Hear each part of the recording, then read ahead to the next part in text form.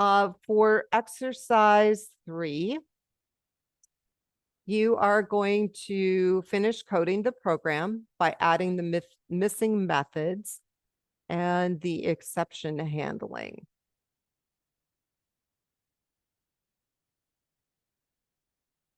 Okay, so let me see. I've given you quite a bit on this one. So I would just start by copying all of this. Control C. Create a new little program here.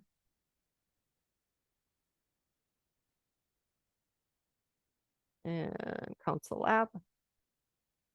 This is math magic.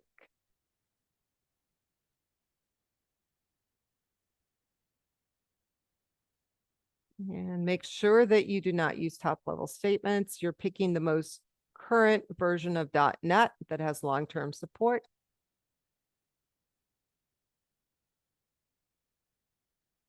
And then you're going to paste your code in.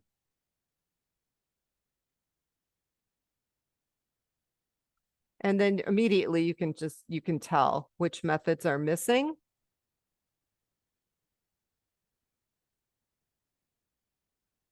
Okay. And so at this point, you'd follow the directions.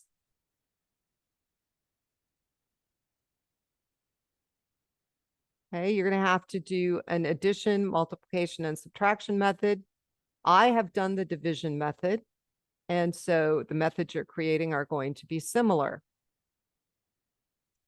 I have done a wrong feedback method. You have to create the right feedback method.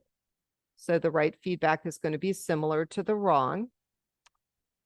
Then you'll debug it. You will save your changes and add it to GitHub. So just taking a look. I've done division. I would go ahead and do the refactoring for all of the missing code or missing methods, and then take a look at division. Now you can see it's being passed to numbers, keeping track of how many they missed. You'll see that we have try code, and then we've got a couple different catch. Format exception is for bad data. So we're printing out the message that they entered bad data, and we're passing an exception object. And this is generated every time there is an exception. And the exception object has a message that you can access. And so we're printing out the message that was generated with the exception object. And this is just a generic one. So if it's not a format exception, it'll run through this one. Okay, but you can see this is a division. Okay, and so then I'm kind of displaying the numbers, what is the first number divided by the second number, read in their answer. As long as the answer does not equal the result, they've given us a wrong answer. So being the meanie I am, I put them in a while loop where we're going to give them, different wrong feedback messages and prompt them and read in their answer and add another one to missed. Once they get up to 9, they just have missed too many and they need to see a tutor. So that's what we tell them, and we break out of the loop. If we get out of the loop and they have missed less than 10, that means they got it right. So then we're going to give them the right feedback. Okay. And so that is how division is formatted. And you can see we're missing right feedback. So you may want to code that up first.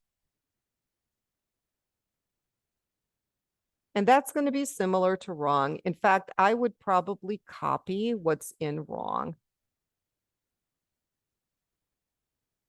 And I would paste it right up here. Okay, and obviously, instead of these bad wrong messages, you're going to give them some positive feedback.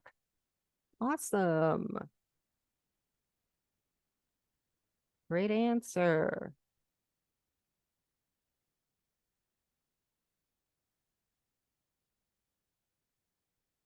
Super duper.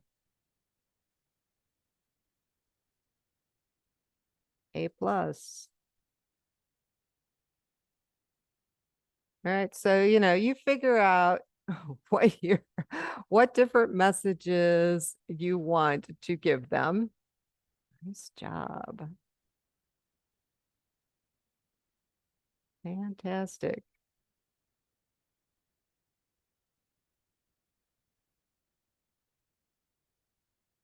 All right, so that is basically what you need to do for right feedback. Just give them, whatever right feedback you want. You can see that the menu is already coded. You don't have to worry about that. And so at this point, division would be fully functioning. If I do the little shelf for addition and subtraction and multiplication, I could actually run this thing and select division. So let me save it.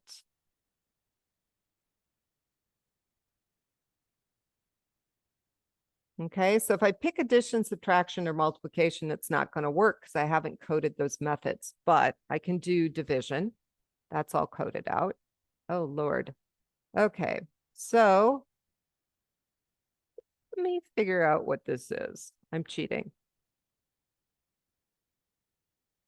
Equals 28 divided by 34. Excel does come in handy.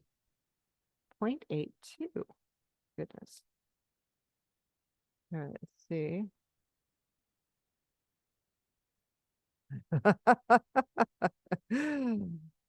Okay, was not in the correct format. Interesting. All right, so I generated an exception, and then that might have been because it's expecting an integer. Let me try it again. I think it's expecting an integer. Let me do a 1. Okay. Yeah, it's dropping off the decimal. Let's do it again. That was good that we tested the exception handling. All right. This one might actually work. Okay, so you guys are getting the drift. If it was something like this first one, I believe I'd probably have to put in a 0 for it to be correct because it's dropping off the decimal. Okay. So what I would do for the rest, I would probably copy this.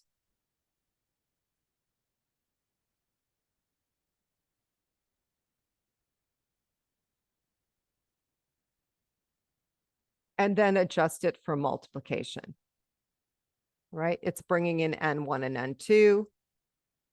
So you have to change the operator. You have to change the message. We're still doing an integer, but if you guys don't like integer, you can totally change it to double. Okay, that's up to you, but you can do a lot of copying and pasting it here, but you have to be really careful that you remember to go in and adjust all the operators. Okay, so at this point, I believe multiplication would be working, and you need to do the same thing for subtraction and addition.